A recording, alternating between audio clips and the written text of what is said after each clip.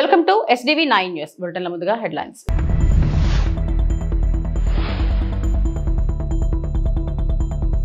రాజ్యసభ విమాన వస్తువులపై ప్రయోజనాల పరిరక్షణ బిల్లు 2025ను ఆమోదించింది రామ్మోహన్ నాయుడు.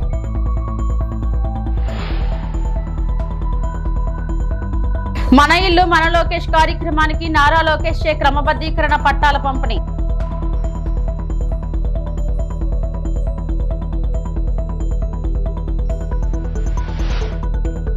ఏపీలోని రిజిస్ట్రార్ కార్యాలయాల్లో స్లాట్ బుకింగ్ ప్రారంభం.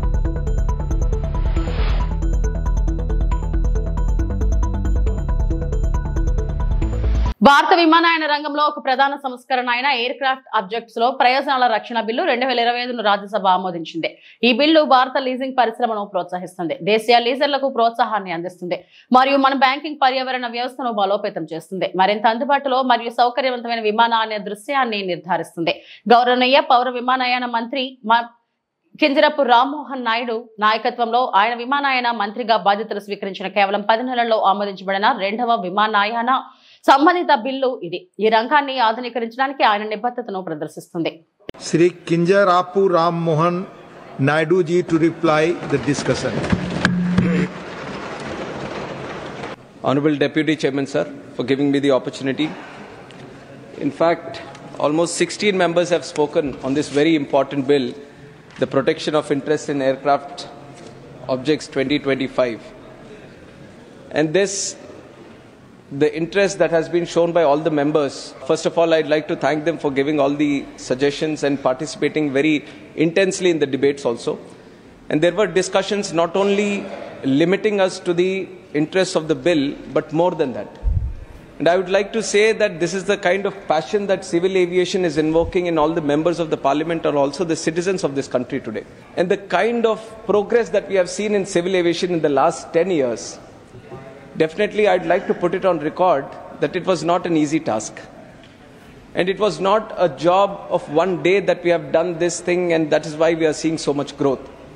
But I can say this definitely, even though it is not a one day's job, but it was the mission of one man who is the Prime Minister of this country, Narendra Modi ji. From 2014, since he has become the Prime Minister of this country, the kind of support, the kind of vision with which he has encouraged and moved civil aviation in the country, we are able to grow so much, and we have now proudly say that we are the 3rd largest domestic civil aviation market in the whole world. And I would like to also put some numbers, and I keep saying this everywhere on every platform, including the parliament, while answering the questions and also when attending some important summits. One is in 2014, the total domestic passenger market that we had in the country, sir, is 60.7 million. 60.7 million domestic passenger market in 2014. And where we stand today in 2024, 161.3 million. More than double we are seeing passenger growth in this country.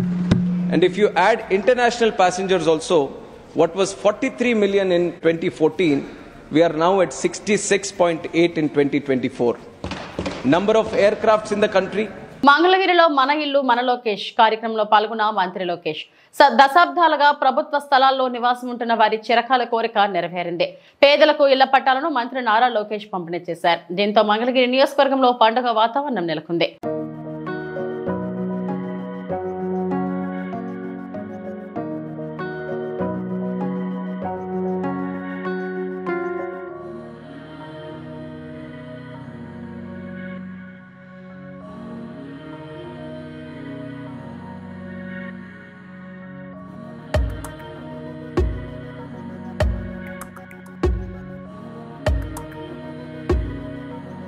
ఇరవై 24 ఎన్నికల్లో నేను రచ్చబండ కార్యక్రమం పెట్టుకుని మీ దగ్గరకు వచ్చా. అక్కడ party జెండాలు లేవు, బ్యాక్ డ్రాప్ లేవు. సరదా కూర్చుని నేను చెప్పాల్సిన 15 నిమిషాల్లో చెప్పి మీ సమస్యలు తెలుసుకుని ఆనాడు స్పష్టమైన హామీ ఇచ్చా. దాంట్లో భాగంగా మీరందరూ నన్ను కోరారు. 2.5 దశాబ్దాల నుంచి ఇది ఒక కళ, మాకు ఇంటి పట్టాలు మాకు కావాలి, మీరు ఏం చేస్తారో మాకు తెలియదు, ఆ పట్టాలు మటుకు మాకు ఇప్పించండి అని మీరు చెప్పారు. అది ఇప్పుడు కూడా నా బాగా గుర్తు. ఆనాడు మీకు చెప్పా 3 విడతలుగా ఈ కార్యక్రమం జరుగుతుంది. కొంతమంది సులభంగా చేసాక ఉంటుంది, అది ప్రభుత్వ నిర్ణయం మేరకు నడుస్తుంది, అది మొదటి విడతలో జరుగుతుందని చెప్పారు. రెండవది ఎండోమెంట్ భూములు, ఇంకో పక్కన రైల్వే భూములది ఇంకొంచెం సమయం పడుతుందని చెప్పారు. అతి కష్టమైన పని ఈ కాలువ పైన ఉన్న ఇల్లు కానివ్వండి, అటవీ భూమిలో ఉన్న ఇల్లు, అది అందరితో మాట్లాడాలి, 2-3 సంవత్సరాలు పడుతుంది, బట్ నేను చేసి తీరుతానని ఆనాడు హామీ ఇచ్చా. కరెక్ట్ గా 10 నెలలైంది ప్రజా ప్రభుత్వం ఏర్పడి. 10 నెలల్లో మొత్తం ఎన్యూమరేషన్ చేశాం, ఇంటికి కొలతలు తీశారు. అధికారులే కాదు, అన్ని పార్టీలకు సంబంధించిన నాయకులు వచ్చారు, కొలతలు తీశారు, వివరాలు కనుక్కున్నారు. ఆ వివరాలు తెలుసుకున్న తర్వాత నేనే స్వయంగా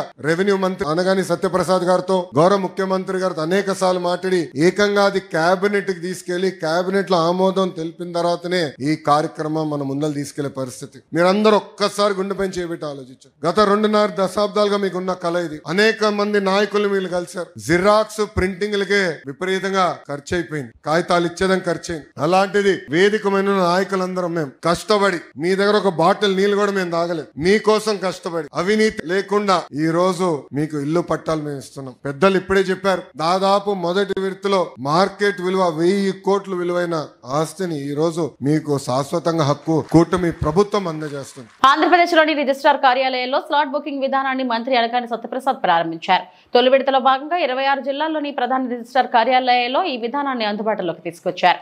మిగిలిన కార్యాలయాల్లో ఈ నెలాఖరులోగా దశల వారీగా ప్రారంభించున్నారు. ఈ సందర్భంగా మంత్రి సత్యప్రసాద్ మాట్లాడుతూ పేదలకు న్యాయం జరగాలన్న లక్ష్యంతో పనిచేస్తున్నామన్నారు. వ్యాపారులు ప్రజల శ్రేయస్సు దృష్ట్యా నిర్ణయాలు తీసుకుంటున్నట్టు చెప్పారు. భూ వివాదాలు లేకుండా సంస్కరణలు తీసుకొస్తున్నాం, అభివృద్ధి కోసం నాలా చట్టాన్ని కూడా తీసేసే కొత్త విధానం తెస్తున్నామని అనగాని సత్యప్రసాద్ తెలిపారు.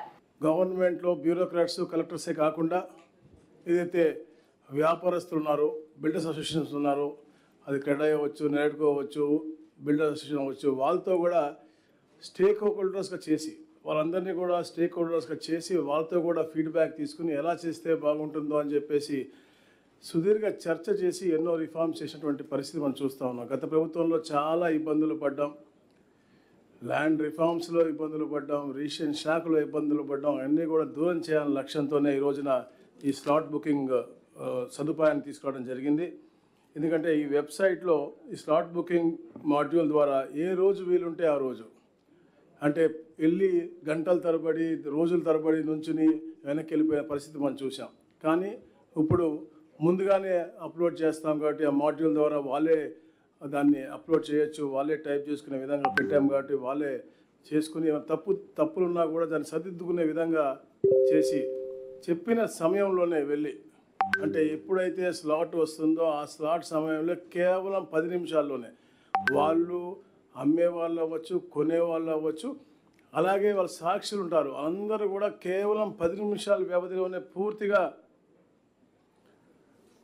పూర్తిగా అయిపోయే విధంగా వచ్చిన వాళ్ళు మంచి వాతావరణంలో సత్వరంగా పనిచేసుకుని వెళ్ళిపోయే విధంగా, అలాగే ఆటోమేటేషన్ కూడా అయ్యే విధంగా. ఎందుకంటే ఈ రిజిస్ట్రేషన్ డిపార్ట్మెంట్ని అనుసంధానంగా ఉన్నటువంటి అన్ని డిపార్ట్మెంట్లు ఇంటిగ్రేట్ చేస్తూ ఉన్నాము. MAUD DTCP మాత్రం ఇప్పుడు జరుగుతూ ఉంది, అది కూడా ఒక నెల రోజుల్లో పూర్తి అవ్వబోతూ ఉంది. దాని ద్వారా అంటే మంచి ఫలితాలు ఇవ్వాలనే లక్ష్యంతోనే ఇవన్నీ కూడా అనుసంధానం చేస్తూ ఉన్నాం. దాంతోపాటు గౌరవ స్పెషల్ చీఫ్ సెక్రటరీ గారు వచ్చిన తర్వాత పోడియంలు తీసేసి అందరూ కూడా అంటే సమానమైన గౌరవం కల్పించాలని లక్ష్యంతో పనిచేశారు. అలాగే హరినారాయణ గారు వచ్చిన తర్వాత సెలవు రోజుల్లో కూడా తప్పకుండా ఎవరికి కావాలంటే కూడా తప్పకుండా మనం పెడదామనే లక్ష్యంతో ఈ స్లాట్ బుకింగ్ కూడా అది కొంచెం ఎక్స్ట్రా పేమెంట్ చేస్తే తప్పకుండా సెలవు రోజుల్లో కూడా అంటే ఒక వెసులుబాటు కల్పించే విధంగా, ఒక మంచి వాతావరణం చేసే విధంగా అది కూడా చేయడం జరుగుతూ ఉంది. దాంతోపాటు మొన్న ఉగాది, రంజాన్ రోజుల్లో కూడా చాలామంది చెప్పారు రాదు అని, కానీ దాదాపుగా 72 కోట్ల రూపాయలు ప్రభుత్వానికి రెవెన్యూ వచ్చింది. అంటే చేయించుకున్న పబ్లిక్ హ్యాపీగా ఉన్నారు, ప్రభుత్వానికి రెవెన్యూ కూడా వచ్చింది. అట్లాంటి నూతనమైనటువంటి కార్యక్రమాలు చేపట్టి రాబోయే రోజుల్లో తప్పకుండా ఒక ఫ్రెండ్లీ వాతావరణం క్రియేట్ చేయాలని చెప్పేసి మేము ఇవన్నీ కూడా చేయడం జరుగుతుంది. ఈ రోజున 26 జిల్లా కేంద్రాల్లో ఈ యొక్క స్లాట్ బుకింగ్ ఓపెన్ చేస్తూ ఉన్నారు. సత్వరంగా 296 ఏదైతే సబ్ రిజిస్ట్రార్ ఆఫీసులు ఉన్నాయో అన్నిట్లో కూడా ఈ యొక్క కార్యక్రమం ఉంటుంది. ఎప్పటికే పైలట్ ప్రాజెక్ట్ కూడా గాంధీనగర్ పార్టీ కూడా చేసి సక్సెస్ఫుల్గా అయింది. ఎందుకంటే ఎక్కడెక్కడ ఇబ్బంది జరగకూడదని చెప్పేసి మా ఐజీ గారు వాళ్ళ టీం అంతా, డిఐజీలు అందరూ కూడా, డిఆర్లు అందరూ కూడా ప్రత్యేకంగా చూసుకుని పైలట్ ప్రాజెక్ట్ మీద శ్రద్ధ పెట్టి రేపొద్దున ఎవరు కూడా సామాన్య ప్రజలు కానీ వ్యాపారస్తులు ఇబ్బంది పడకూడదన్న లక్ష్యంతో పైలట్ ప్రాజెక్ట్ పకడ్బందీగా ఇక్కడే మనకి ఎన్టీఆర్ జిల్లాలో చేసి సక్సెస్ఫుల్గా అయిన తర్వాతనే ఈ రోజున ప్రవేశపెడతా ఉన్నారు. ఏపీ సచివాలయంలో అగ్ని ప్రమాదం జరిగింది. 2వ బ్లాక్ లో బ్యాటరీలు ఉంచే ప్రాంతంలో ఈ ఘటన జరిగింది. ప్రమాదాన్ని గుర్తించిన వెంటనే ఎస్పీఎఫ్ సిబ్బంది వెంటనే అగ్నిమాపక సిబ్బందికి సమాచారం ఇచ్చారు. వారు ఘటనా స్థలానికి చేరుకొని మంటలను అదుపులోకి తీసుకొచ్చారు.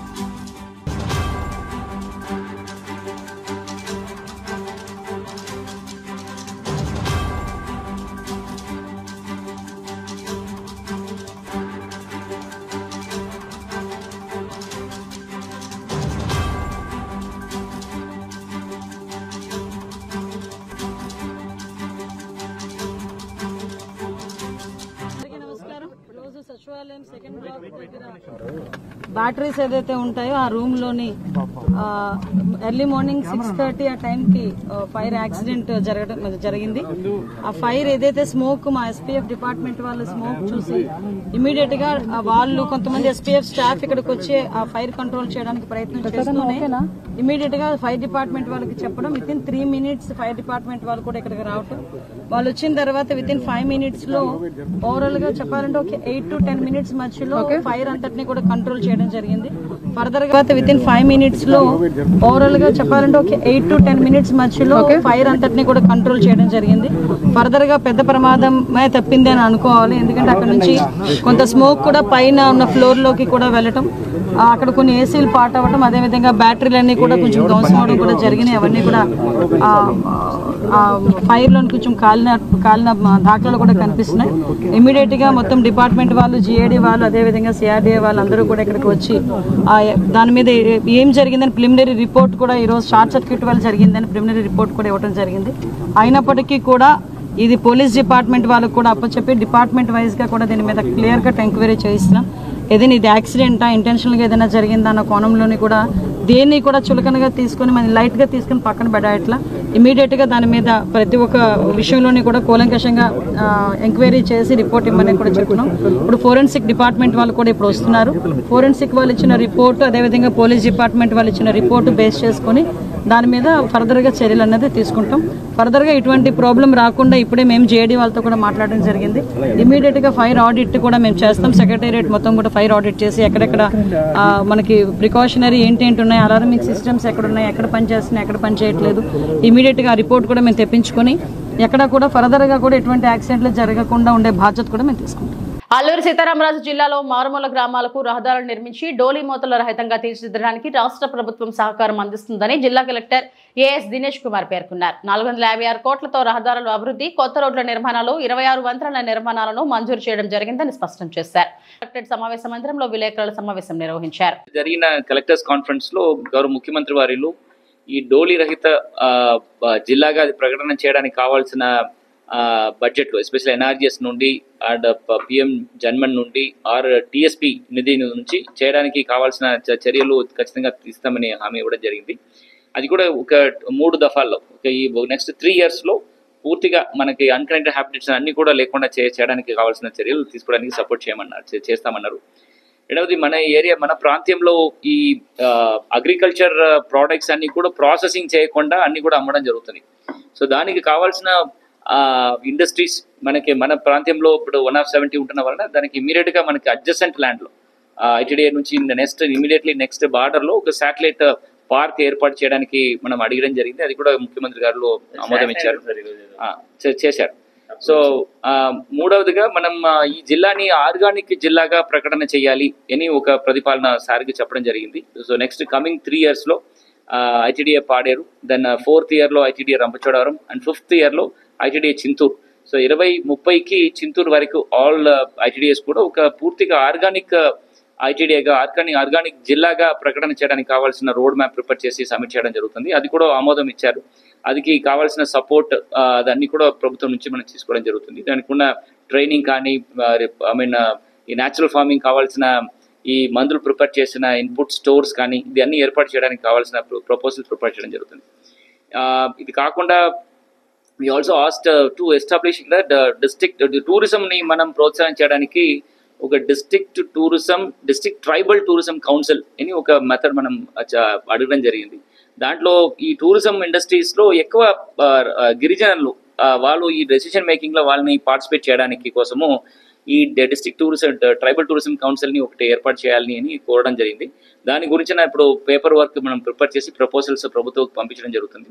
దానివలన ఎలాంటి ఇండస్ట్రీస్ ఎలాంటి టూరిజం ఇక్కడ రావచ్చు, వస్తే దానికి ఉన్న ఇంపాక్ట్ ఎలా ఉంటుంది, మనకున్న ఎన్విరాన్మెంట్లో ఎలా ఇంపాక్ట్ ఉంటుంది, మనకున్న సొసైటీలో ఎట్లా ఇంపాక్ట్ ఉంటుంది, ఎకనామిక్గా దానివల్ల ఏదైనా ఉపాయం ఉంటుందా లేదా అని ఈ డిస్ట్రిక్ట్ టూరిజం కౌన్సిల్ అదన్నీ కూడా అప్రైజ్ చేసేసి దానికి ఆమోదం ఇవ్వడం జరుగుతుంది. సో అప్పుడు ఈ ఏరియాలో ఉంటున్న నెగటివ్ ఇంపాక్ట్ టూరిజం వలన నెగటివ్ ఇంపాక్ట్ కాకుండా ఒక సస్టైనబుల్ టూరిజం తీసుకువెళ్ళడానికి ఒక ప్రతిపాదన పంపించడం జరుగుతుంది. పశ్చిమ గోదావరి జిల్లా నరసాపురం మొగల్తూరు మండలాల్లోని ప్రభుత్వ ప్రైవేట్ హాస్టళ్లను జిల్లా కలెక్టర్ నాగరాణి ఆకస్మికంగా తనిఖీ చేశారు. వసతి గృహాలను పరిశుభ్రత విద్యార్థులకు తయారు చేసిన వంటకాలను ఆమె పరిశీలించారు. మెనూ అమలవుతుందా లేదా అన్న విషయాన్ని విద్యార్థులను అడిగి తెలుసుకున్నారు. కలెక్టర్ వెంట ఆర్డీఓ దాసిరాజు ఉన్నారు.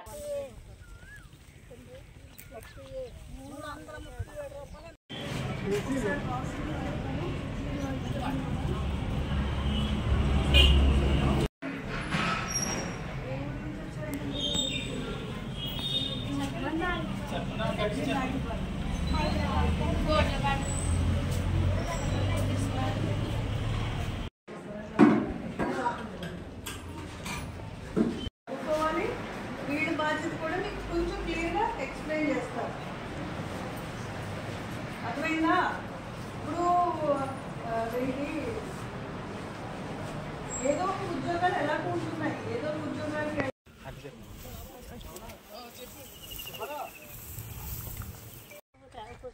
ఇదంతా కొత్తగా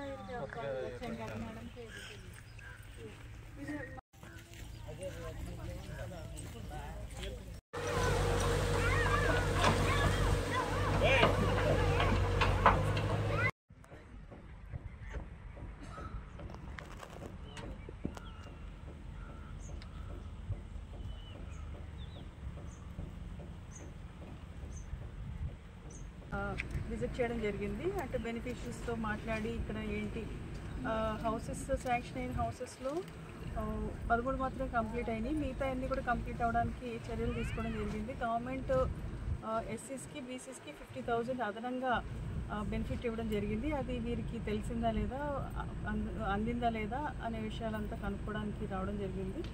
ఇది ప్రోగ్రెస్లో పెట్టమని చెప్పేసి హౌసింగ్ డిపార్ట్మెంట్కి కూడా మనం చెప్పడం జరిగింది. ఎనర్జీస్ వర్క్స్ కూడా ఈ టైంలో అగ్రికల్చర్ వర్క్స్ దొరకు కూలీలకి, సో వారికి ఉపాధికి భరోసా ఇవ్వడానికి, ఉపాధి కల్పించడానికి ఉపాధి హామీ పథకం పనితీరు ఎట్లా ఉంది, కూలీలకి అవసరమైన పని అంత ఇస్తున్నామా లేదా, పని ఎట్లా జరుగుతుంది అనేది కూడా చూడడం జరిగింది. సంతృప్తికరంగా ఉంది. ఇంకా మరింత మందికి పని కల్పించే విధంగా మన జిల్లాలో చర్యలు తీసుకుంటున్నాము. అది ఇంకా రాబోయే రోజుల్లో కూడా పని అన్ని విలేజెస్లో కల్పిస్తున్నారా లేదా, అవసరమైన వారి అందరికీ కూడా పని దొరుకుతుందా లేదా అనేది చూడటం కోసం నేను ఇంకా విజిట్స్ కూడా ముమ్మరంగా చేస్తామని చెప్పేసి చెప్పాను. పశ్చిమ గోదావరి జిల్లా నరసాపురం మండలాల్లో జిల్లా collector Nagarani dumping yard lace park ను పరిశీలించారు. కలెక్టర్ అనంతరం కలెక్టర్ మీడియాతో మాట్లాడుతూ లేస్ పార్క్ ని అభివృద్ధి చేసే విధంగా కొత్త డిజైన్ తయారు చేసి కృషి చేస్తానన్నారు.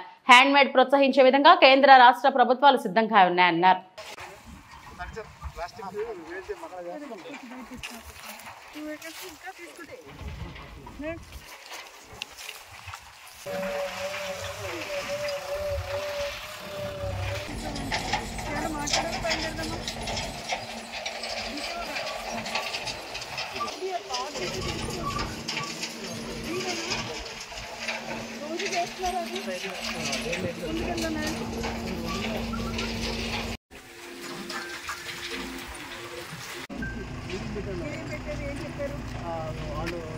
అది వేరు, అది వేరు.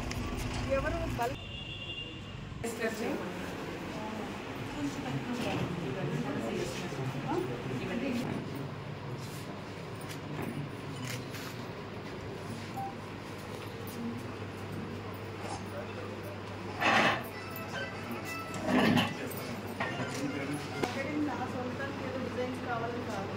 కొన్ని మోడల్స్ షోకేస్ చేయాలి కూడా చాలా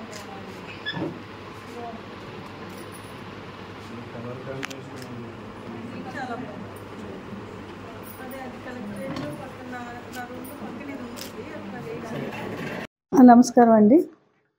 ఈరోజు అని కాదు, గత కొన్ని రోజులుగా మేము ఈ నరసాపురం లేస్ మీద దృష్టి పెట్టడం జరిగింది. అంటే ఇక్కడ కొన్ని సంవత్సరాలుగా ఆల్మోస్ట్ మోర్ దెన్ 100 years నుంచి ఇక్కడ లేస్ క్రోషెట్ మీద చాలామంది డిపెండ్ అవ్వడం, మంచి కళాకారులు ఉండడం, ఇక్కడ నుంచి మంచి ప్రొడక్ట్స్ అన్ని తయారు చేసి ఎక్స్పోర్ట్ చేయడము, డొమెస్టిక్ మార్కెట్ కూడా చాలా మంచి మార్కెట్ ఉండేది. అయితే కాలానుగుణంగా ఈ డొమెస్టిక్ మార్కెట్ క్షీణించిపోయింది, వర్కర్స్కి పని తగ్గిపోవడం ఇవన్నీ కూడా జరుగుతుంది. అయితే ఇంత మంచి కళ స్కిల్ ఉన్న మహిళలందరికీ కూడా మళ్ళీ నరసాపురం లేస్కి పూర్వవైభవం తీసుకొచ్చి రివైవ్ చేయాలనే లక్ష్యంతో వర్క్ చేస్తూ ఉన్నాము. ఇప్పుడు ప్రస్తుత మార్కెట్లో ఏదైతే డిమాండ్ ఉంది, ఎట్లాంటివైతే వినియోగదారులు ఇష్టపడి కొనుక్కుంటారు, అంటే ఉండే కొలది చాలా మన ఏన్షియంట్ ప్రొడక్ట్స్ మీద, కళాఖండాల మీద, హ్యాండీక్రాఫ్ట్స్ మీద ప్రజలకు కూడా ఆసక్తి పెరుగుతుంది. ప్రతి ఇంటిలోనూ ప్రతి టేబుల్ మీద కూడా ఈ కళాఖండాలు, ఈ హ్యాండీక్రాఫ్ట్స్ పెట్టుకుంటున్నారు. వాళ్ళకి అభిరుచి తగ్గట్టు మన యొక్క విమెన్ తోటి తయారు చేయించి వెళ్ళాలనే లక్ష్యంతో ముందుకు వెళ్తున్నామండి. ఖచ్చితంగా మంచి రోజులు ఉంటాయని మంచి మంచి ప్రొడక్ట్స్తో ముందుకు వస్తున్నాము. అలంకృతి భవనాలు అని చెప్పేసి ప్రతి గ్రామం నుంచి 50 గ్రామాలలో లక్షలతో భవనాలు కట్టించారు. ఒక భవనం ₹1,00,00,000 అలాగే దాంట్లో మెటీరియల్ అలాగే ఉంది. భవనం మొత్తం పాడైపోయింది. లోపల మెటీరియల్ లక్షల్లో మెటీరియల్ పాడైపోయింది. ఇప్పుడు వరకు ఆ భవనం ఓపెన్ చేయాలి. 51 బిల్డింగ్స్ సచ్ బిల్డింగ్స్ ఉన్నాయండి. లేస్ కోసం, లేస్ వర్కర్స్ కోసం కట్టించిన భవనాలు. అయితే ఇప్పుడు ఈ టైలరింగ్ మీద అక్కడ ట్రైనింగ్స్ పెట్టాలి మహిళల కోసం అని చెప్పేసి అదొక ప్లాన్ జరుగుతూ ఉంది. అలాగే ఇతర స్కిల్ ట్రైనింగ్స్ అన్నీ కూడా మహిళలకి యువతికి చేయాలనే ఒక సంకల్పంతో వెళ్తున్నాము. అయితే ఈ లేస్ బిల్డింగ్స్ ఇప్పుడు మనం ఈ వర్క్ కొంచెం ఇంప్రూవ్ చేస్తే ఈ బిల్డింగ్స్ అన్నీ కూడా ఫంక్షన్లోకి వస్తాయి.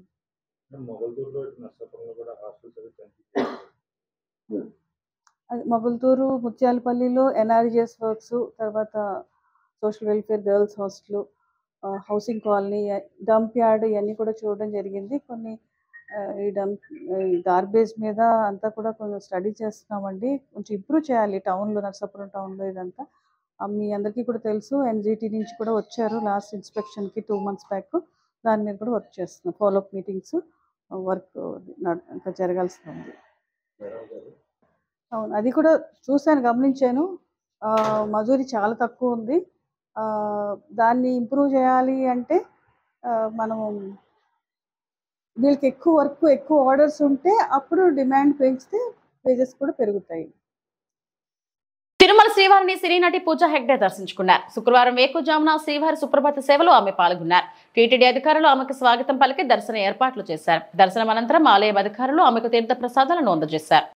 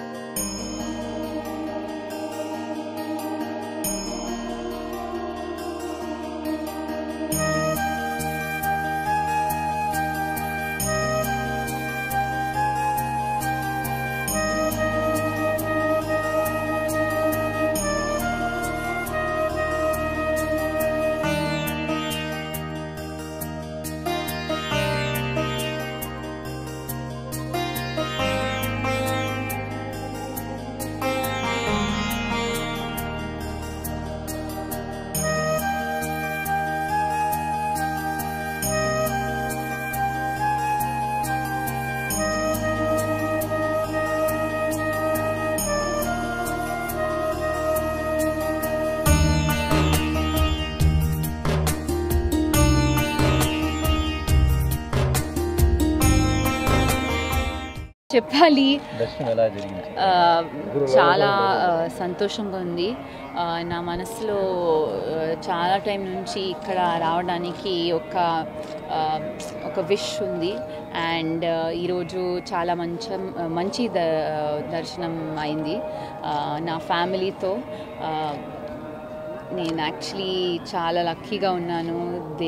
దేవుడు నాకు ఇంత మంచి దర్శనం ఇవ్వడానికి I feel very very blessed and thank you.